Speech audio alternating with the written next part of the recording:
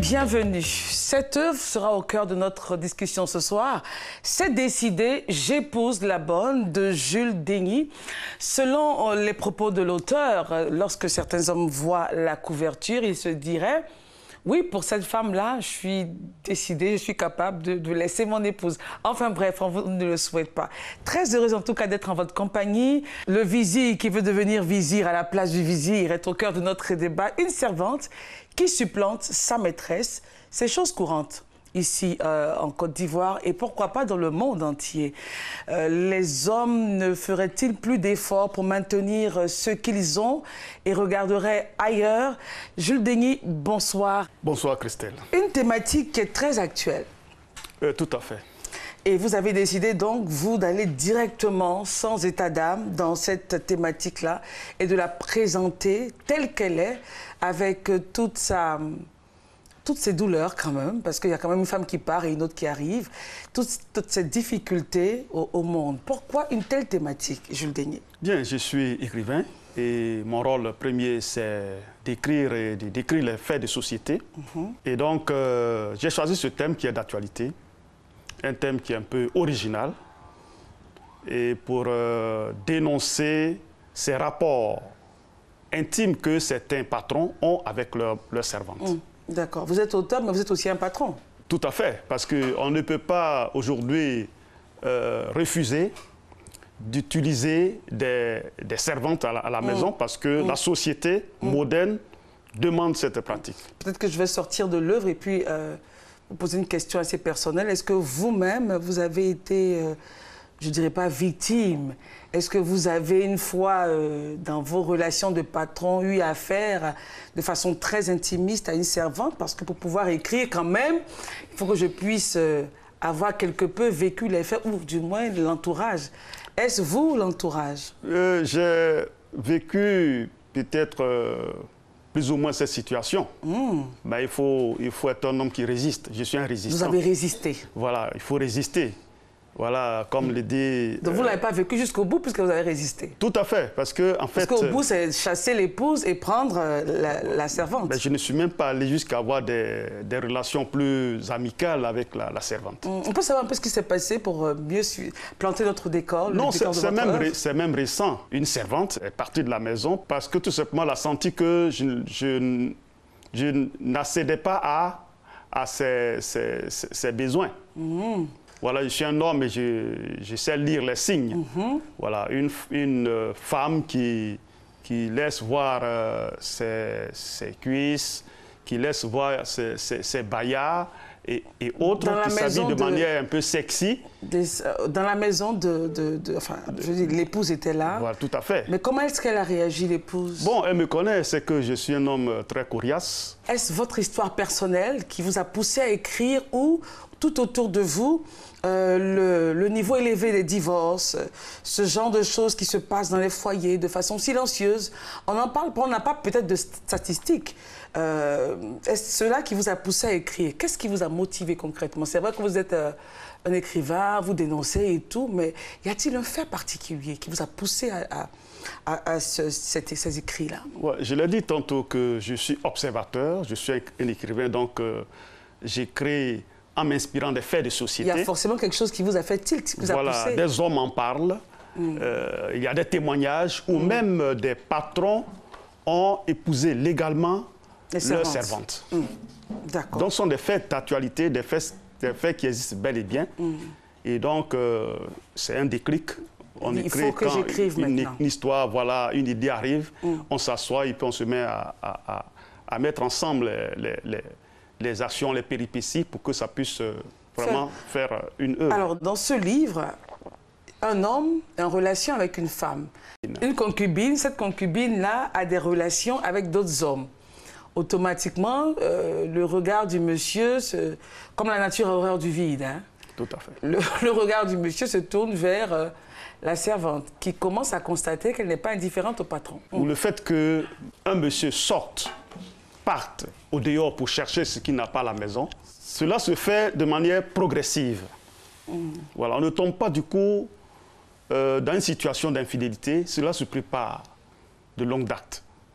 Et donc, le fait que madame sorte, la monsieur... fidélité se construit. Voilà, ça se construit petit à petit. Et le fait que madame porte son regard ailleurs, qu'elle n'est pas à la maison, monsieur a trouvé aussi proche de lui... la voisine d'à côté. Enfin, non, la femme à côté. Oui, la femme d'à côté, qui est la servante. Oui, la servante, qui a commencé à se rapprocher de lui, en l'écoutant, en compatissant à sa douleur, à sa solitude. Et donc, de proche en proche... Il y avait une place à prendre. De tout à fait. De proche en proche, monsieur a senti que cette femme, pour laquelle il n'avait pas de regard, au départ, a commencé à être plus intéressante. Elle devient confidente. Et puis, il commence à regarder maintenant l'autre aspect qui est le physique de cette dame. Voilà donc ce qui a créé ce déclic au niveau de ce personnage principal. Alors, on ne racontera pas toute l'histoire pour que nos téléspectateurs puissent aller passer à l'acte d'achat. C'est décidé, j'épouse la bonne de Jules Denis. C'est l'œuvre qui nous rassemble aujourd'hui. Mais lorsqu'on prend les histoires qui pilulent autour de ce fait-là, les épouses souvent sont mariées légalement. Ça, c'est de un. Oui. De deux, très souvent, ce sont des femmes fidèles, de maison, enfin, voilà, qui s'occupent de leur maison, des enfants, du monsieur, qui n'ont même pas idée de ce qui se trame sur leur toit. Oui. Ici, on pourrait dire que la femme a peut-être provoqué. Selon votre œuvre, vous excusez l'acte de l'homme, puisqu'on dirait, oui, elle-même, elle est un peu, voilà, volatile et tout, voilà. Mais de façon normale, dans la vie normale, ce n'est pas très souvent la faute des femmes. Pourquoi excuser l'adultère dans votre œuvre par rapport à ce que vous dites? Vous avez dit que vous regardez ce qui se passe de façon normale, mais de façon normale, très peu de femmes sont coupables. J'ai voulu mettre en évidence le fait que les divorces peuvent être provoqués par aussi le comportement de la femme. Une femme qui laisse faire la servante. C'est-à-dire? Qui laisse la servante entrer dans son intimité, son intimité. La chambre conjugale. Voilà. Une femme de foyer qui laisse la servante s'habiller de manière un peu provocante. Sous son nez. Sous son nez, sans réagir. Ayant confiance à son mari, comme selon... Parce que dans votre cas, l'épouse a dit non, vous êtes un homme coriace. Donc il y a des femmes qui pourraient penser, oh, elle peut faire tout ce qu'elle veut, mais mon mari, bon, voilà. Sachant que l'homme... ne fera rien. L'homme est très faible. Mais vous avez résisté quand même. Voilà, non, mais je suis peut-être un sur... Vous êtes une particularité. Voilà, c'est tout. Ah bon? Sans quoi la majorité des hommes, à force d'attaquer, de séduire, finalement, on peut tomber. Comme l'eau qui tombe sur la roche, goutte à goutte, finit par la craquer. Voilà, tout à fait. Mais Dieu merci, vous n'avez pas craqué. Voilà. Pour revenir à ce que vous disiez, donc certaines femmes sont à la base de ce qui se passe dans leur foyer, laissant la place à la servante. Entrer dans la chambre, s'habiller de façon provocante. Voilà. Ensuite, est-ce qu'on a d'autres raisons qui pourraient pousser ces hommes-là? Oui, on peut aussi peut-être voir les cas où madame accepte que la servante fasse des attouchements, des massages à l'homme. Non, c'est pas possible. Non, ça arrive. L'épouse de la maison demande à la servante de faire un massage. À l'eau chaude, bon, ton tonton est fatigué, fais-lui un massage, ça peut donc arriver. Ah bon. Est-ce que c'est des choses que vous avez eues en témoignage, ce genre de choses? Bon, je n'ai pas vraiment eu de témoignage.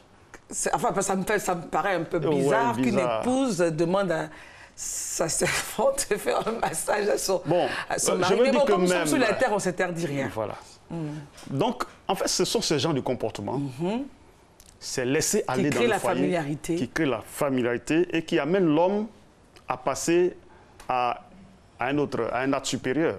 C'est-à-dire aller jusqu'à avoir des privautés, avoir des relations intimes avec la servante. Au-delà de cette œuvre, c'est donc le comportement des femmes que vous fustigez. Tout à fait. L'une des causes des divorces, il faut le dire, provient de la femme ou de monsieur à la maison. Lorsqu'on était en séance et je relisais mes notes, et j'ai éclaté de rire parce que vous disiez il faut que les femmes prennent des servantes moches. Oh, parce que si elles sont belles, on finira forcément par les regarder. C'est vrai. Parce qu'il est dit que l'homme, spirituellement, a de grands yeux. Spirituellement? C'est-à-dire que l'homme aime regarder la femme. Voilà. Si vous voyez les hommes habituellement, nous sommes c'est de notre nature. C'est pourquoi les femmes aiment bien se faire belles pour qu'on puisse les regarder. Une femme qui ne s'entretient pas, eh bien, forcément, monsieur va regarder ailleurs, une autre beauté à côté. Et donc, si cette situation dans la maison favorise le regard de l'homme tous les jours, eh bien, ça pousse à avoir des idées. À la prendre comme épouse. Voilà. Non, peut-être pas au départ la prendre comme épouse. Mais c'est un peu ça le titre de l'œuvre. Oui, mais au départ... C'est décider, c'est-à-dire que c'est une décision. Irrévocable. Irrévocable. J'épouse la bonne. Point. Bon, ce que je suis en train de dire, c'est je parle quand même de ce qui se passe tous les jours dans notre quotidien. Maintenant, si nous revenons au livre, je dirais que Madame s'est donné des libertés. Oui, qui ont permis à ce que voilà. son concubin puisse la remplacer par la servante. Par la servante. Alors, vous avez dit, vous fustigez le comportement des femmes. J'aimerais quand même que vous puissiez donner des conseils. Enfin, on n'est pas en fin d'émission, mais qu'est-ce que vous avez à dire aux hommes? Si vous, Monsieur Jules Daigny, vous êtes un cas sur 100, vous avez résisté aux avances de cette servante qui était chez vous à la maison, quelles sont les capacités et les qualités qui vous ont permis à vous, hommes, de résister malgré tous ces appels de phare? Oui, il faut pouvoir communiquer. Ce que tu peut-être n'as pas chez toi, ou bien que madame n'arrive pas à faire, il faut le lui dire. Parce que généralement, on va au dehors pour chercher ce qu'on n'a pas chez soi, à la maison. Et ce qu'on n'a pas peut devenir ce qui est dehors. Voilà. S'il y a communication, c'est cela. Tout à fait. Et donc, autant le dire à la femme que j'aurais voulu que tu sois comme ça, que tu t'habilles de cette manière, que tu te maquilles de cette manière. Et même, on peut aller même au-delà. Comme quoi, par exemple? Ben, au lit. Voilà, lui dire des choses qu'on veut qu'elle fasse. Au lieu d'aller chercher au dehors certaines choses et y rester. Autant le dire sincèrement à sa femme, ça dit, il y a un problème de communication. Les hommes sont-ils hypocrites? Seraient-ils hypocrites? Enfin, bon, pas tous, mais les hommes seraient-ils hypocrites? Bon, il y a des femmes qui n'aiment... Non, là, je parle des hommes. Oui, mais je veux dire que c'est parce que certaines femmes n'aiment pas qu'on parle de certaines choses qu'elles trouvent un peu trop tabou et qu'on sort.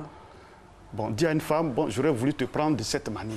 Te prendre, enfin, je ne comprends pas bien. Bon, je vais parler par euphémisme, je sais que je veux avoir mon intimité... Des relations sexuelles, c'est cela? Voilà, des relations sexuelles. Des positions? Bon, voilà, de cette manière-là. OK. Ah, mais certaines femmes seraient choquées d'entendre ça. Voilà, choquées d'entendre. Non, écoute-moi, tu montes et tu descends, c'est tout. C'est fort ça. Si, ça arrive dans le foyer. Donc, ou des femmes ont les bras croisés, tout simplement. Et c'est tout ça qui pousse? Oui, qui pousse l'homme à aller au dehors, à aller chercher. Imagine-toi un monsieur qui vit ce calvaire chez lui à la maison. C'est un calvaire. Oui. Et qui retrouve une fille au dehors qui fait mieux que sa femme. Mais il y reste. Et son argent, voilà aussi. Il peut même aller jusqu'à l'épouser. Et surtout quand c'est pas au dehors que c'est dedans. Voilà, c'est encore plus proche. Quand c'est pas au dehors que c'est dedans... Voilà, donc ça va plus vite. À la maison, la servante. Ça va plus vite. Et donc, voilà donc les conseils qu'il faut leur donner. Il faut communiquer. Il faut donc dire ce qu'on veut. Pour que la femme puisse le faire. Je suppose que les femmes ne sont pas du tout contentes de votre œuvre. Tout à fait. En fait, ce titre, c'est Décider, j'épouse la bonne, est un titre qui suscite beaucoup de polémiques, hein, surtout de débats. Et les hommes disent que oui, pour une servante comme ça, ils sont prêts. Tout à fait. Voyez-vous, c'est méchant, non? Comment vous le... Enfin, comment vous... Non, mais je vous ai dit que les hommes ont de grands yeux spirituels. D'accord. Voilà, alors... Donc, on aime regarder ce qui est bon à regarder. OK. Alors, il est temps maintenant, là, on a vraiment parlé de l'histoire et de la thématique en général. Il est temps maintenant pour nous de laisser venir le docteur.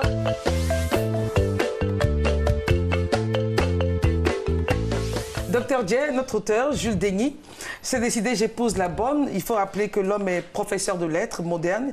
L'auteur est professeur de lettres modernes depuis 1989, originaire de Grand Laou, Côte d'Ivoire, critique littéraire et conférencier.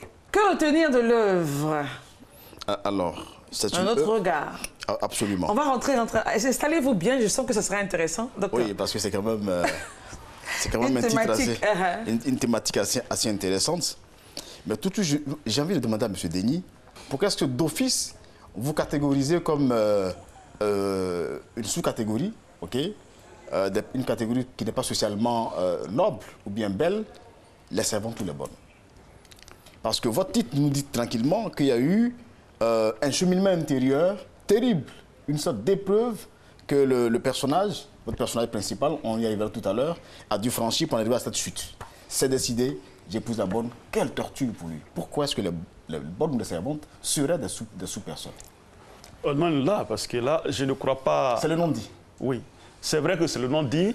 Devant une thématique ou bien un titre, on peut avoir plusieurs réactions, plusieurs commentaires. Mais il faut comprendre que la servante est présentée, est décrite moralement, physiquement, comme une femme de qualité. Alors, mais justement, c'est là qu'est le problème. Parce qu'il semble que lorsqu'on est servante, il soit exclu pour la personne d'avoir des qualités. Pourquoi est-ce que vous faites ce sous-entendu? Et si le personnage disait, c'était décidé, j'épouse la fille avec Olga? Oui, c'est pareil. C'est pareil. Il n'y a vraiment pas de différence. Je n'ai pas eu d'a priori. D'a priori. Voilà, sur... il me semble justement que vous en avez eu sur la servante. Non, pas du tout. Il y aurait des qualités qu'elle ne devrait pas avoir dans un environnement qui est celui-là. Mais on va ouvrir. Non, c'est une coïncidence. C'est une coïncidence, d'accord. On va ouvrir l'œuvre.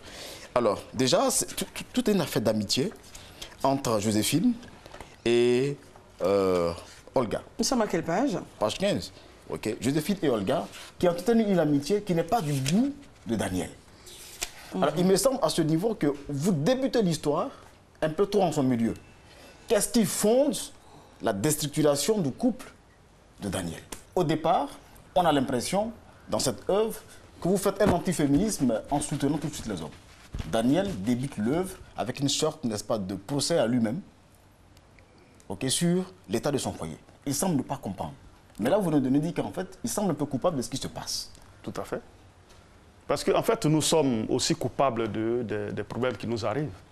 Peut-être sans le savoir, on se crée nous-mêmes des problèmes dans notre foyer.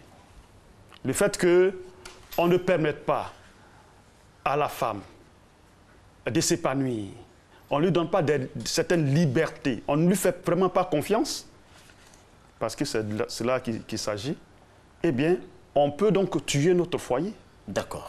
Alors, si nous revenons maintenant au personnage qui occupe, ça veut dire que vous créez ici un personnage principal qui est un personnage principal par, j'ai envie de dire, par procuration, parce que elle n'est pas le personnage principal du début de l'œuvre, c'est Daniel qui assume cette responsabilité, mais en même temps, tout tourne autour de la servante. D'accord? Tout tourne autour de la servante, dont l'ombre plane sur l'œuvre.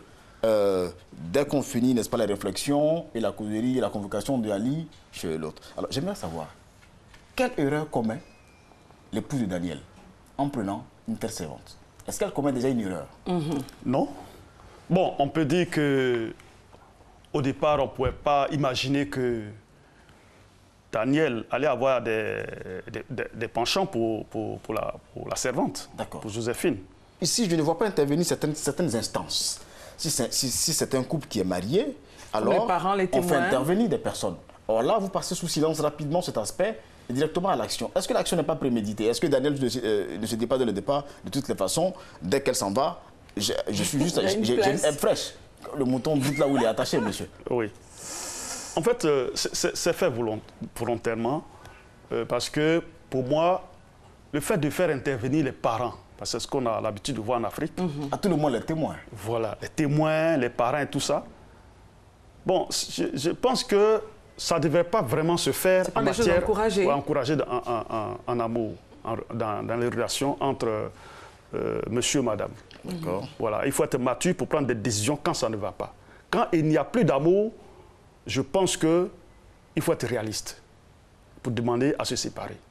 Parce qu'il ne faut pas obliger des gens à vivre dans un foyer où ils vivent le calvaire. Alors là, est-ce que vous parlez là du sentiment d'amour, qui est un sentiment tout aussi fluctuant, qui peut être aussi fluctuant que la colère, la joie, etc. Oui. Ou alors de la relation qu'on fixe dans un roc à travers un lien aux yeux des hommes de la société. Est-ce que vous n'êtes pas en train de nous faire matcher deux choses qui sont différentes? On peut avoir un sentiment d'amour, de colère, de joie, d'appréciation momentanée. Oui. Est-ce que ce sentiment peut battre en brèche toutes les décisions qu'on a prises avec un cheminement, une projection Oui, avec des Est-ce que ce n'est pas enfants, ramener tout ça, l'amour à trop peu de choses que de voir des fluctuations d'émotions? Oui. Mais ici, vraiment, la femme est un peu partie trop loin. Il y a des seuils quand même de tolérance dans le foyer. Lorsque Daniel voit partir son épouse, Oui. pourquoi est-ce qu'il reste une ligne d'action qui ne peut pas la ramener? Pourquoi est-ce que vous faites On a l'impression qu'il est impuissant. Et aussi intransigeante, qui grandit dans l'adversité et dans les déboires chaque jour? Oui, l'amour, ce n'est pas seulement peut-être l'acte sexuel, mais il y a la communication, il y a le respect de l'un et l'autre. Il y a tous ces aspects-là, ensemble, qui permettent de faire éclore et grandir l'amour. L'amour s'entretient, l'amour s'arrose. Revenons à la servante. Oui. À la page 26, à la maison, Daniel regardait sa montre frénétiquement. Il attendait évidemment son épouse. Oui. Sa bonne, assise sur une chaise au salon, regardait la télévision, mais épiait les moindres gestes de son patron préoccupé. Elle regarde la télévision. D'accord? Elle ne pouvait pas comprendre le comportement de sa patronne vis-à-vis d'un mari aussi tendre et généreux. Est-ce que toutes les servantes ont ce regard sur les hommes pour qui elles travaillent? Parce que là, vous êtes en train de condamner toute une corporation. Est-ce qu'elle regarde les maris comme les hommes tendres? Et il n'était que deux à la maison. Hein? Il n'était que deux. Madame est-ce qu'elle regarde regardait comme la les hommes télévision. tendres? Parce que là, la tendresse qu'elle voit est déjà une intention. Oui, en fait, elle vit dans le foyer. D'accord? Elle a l'œil sur tout ce qui se passe. D'accord. C'est vrai qu'elle est elle est repliée au second plan.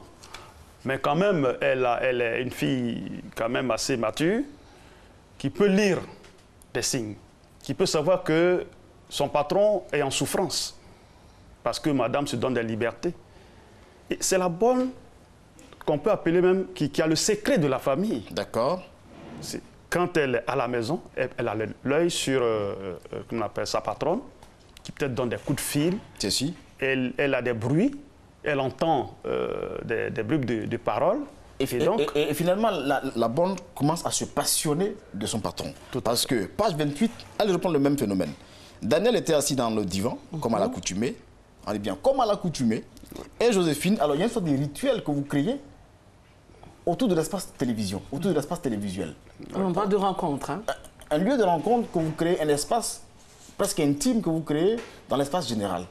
Est-ce que vous êtes en train d'incriminer les espaces tels que la télévision, où on a l'impression qu'on a tous braqué vers l'objectif commun qu'est l'écran, mais qu'en réalité, il y a des sous-regards. Le regard de la servante ne va plus vers la télévision, mais vers son homme. Oui, ça, il faut comprendre qu'on ne tombe pas peut-être amoureux. Bon, le coup de foudre, c'est vraiment rare dans ce cas d'espèce. La servante a longtemps vécu dans ce foyer sans avoir de regard pour son patron. Est-ce qu'elle Mais tombe il y a amoureuse eu de lui? un déclic, il y a quelque chose qui s'est créé et qui favorise ce regard. Alors, est-ce que finalement, ce n'est pas simplement le fait d'être resté trop longtemps dans le foyer? Parce que à la page 26, elle le trouve tendre et généreux. À la page 29, c'est un homme de 40 ans qui ne mérite pas de vivre l'enfer dans son foyer. Donc, elle commence à se poser en intérieur comme une sorte de substitut positif. Est-ce que les servantes deviennent un mal qui se dévoile au fur et à mesure que le temps passe? C'est vrai que les bonnes peuvent, à la longue, avoir des intentions et même ravir la place de leur patronne. Jusqu'à combien de temps, alors, devrait-elle rester dans une maison et partir avant Très bonne question. Les dégâts ne soient trop... Il faut demander à des spécialistes, à des psychologues qui sont outillés pour répondre à cette question. Je veux dire, même si elle part de la maison, la relation peut continuer et après, si l'homme n'est pas sérieux. Voilà. Il faut donc vraiment mettre des balises, hein, mettre des règles à la maison pour éviter que le foyer puisse prendre de l'eau, puisse vraiment faire une banqueroute. Est-ce que le fait de mettre des balises empêche les individus de commettre des actes? Au moins, on sent que tu fais un effort pour protéger ton foyer. Est-ce qu'il ne faut pas lever une auto-éducation plutôt rigide et ferme? Bon, parce que la connaissance des lois ne permet pas aux voleurs de voler, ne les empêche pas plutôt de C'est clair. voler. Oui, ça c'est vrai, mais on peut limiter quand même le vol si on a des règles. D'accord. Alors, bon, je pense qu'il faut limiter. Je pense que... Docteur. Alors, monsieur Denis, à travers un frontispice, c'est-à-dire un personnage tout à fait digne d'être regardée, une belle demoiselle sur la couverture. Alors nous plonge au cœur des foyers. Alors cette dame, elle est écrivaine. Hein? Elle est écrivaine. Elle est écrivaine. Et s'est prêtée donc au jeu. Voilà. Tout à fait. D'accord. C'est important de le signifier. Elle est mariée? Ça, je ne sais pas. D'accord. Je ne sais pas de sa vie, mais c'est Emilienne Nyangbe. D'accord. OK. Très bien. Alors, ce que je puis dire, c'est que ce livre nous plonge au cœur des foyers avec une nouvelle manière de poser la question des servantes, qui sont des aides ménagères, mais qui peuvent, si on y prend garde, basculer et devenir le contraire de ce qu'elles sont venues être au début. Donc je pense que c'est une invitation à un peu de vigilance, un peu plus de vigilance que d'ordinaire, tout en demandant à chacun de rester dans son camp, dans sa posture, pour que la mayonnaise familiale puisse prendre. Tout à fait. Exactement. Merci beaucoup, docteur. Merci, cher auteur, d'être venu. Jules Daigny était présent sur notre plateau ici, même à la Bibliothèque centrale de l'Université Félix Houphouët-Boigny, pour nous présenter cette œuvre. C'est décidé, j'épouse la bonne. C'est une œuvre que nous vous conseillons. Il faut lire et relire et voir. Si on se retrouve là-dedans, on essaie de corriger les choses. On se retrouvera donc la semaine prochaine pour une autre émission de Entre les lignes. D'ici là, portez-vous bien et vive la lecture. Au revoir.